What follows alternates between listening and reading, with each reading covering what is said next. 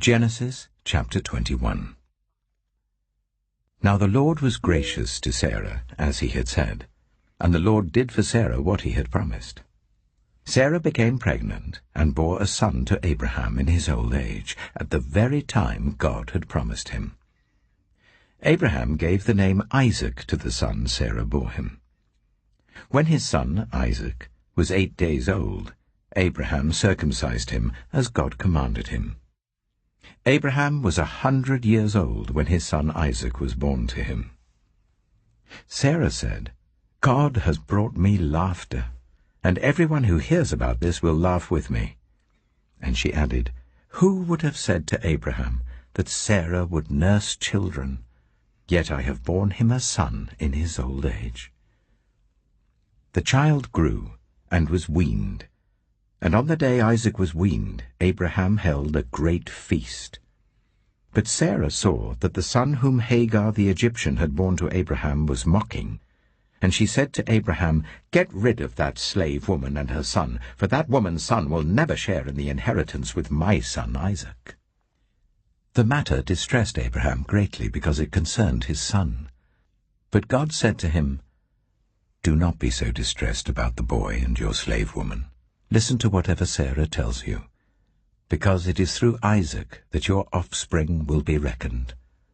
I will make the son of the slave into a nation also, because he is your offspring." Early the next morning Abraham took some food and a skin of water and gave them to Hagar. He set them on her shoulders and then sent her off with the boy. She went on her way and wandered in the desert of Beersheba. When the water in the skin was gone, she put the boy under one of the bushes.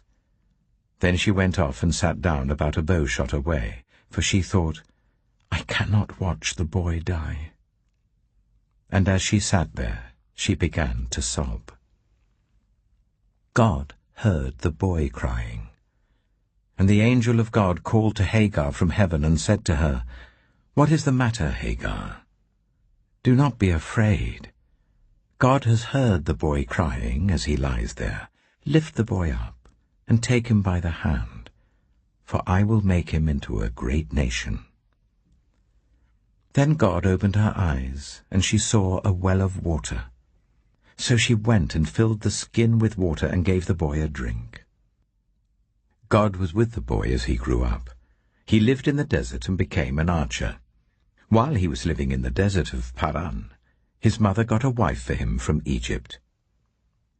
At that time, Abimelech and Phicol, the commander of his forces, said to Abraham, "God is with you in everything you do. Now swear to me here before God that you will not deal falsely with me or my children or my descendants.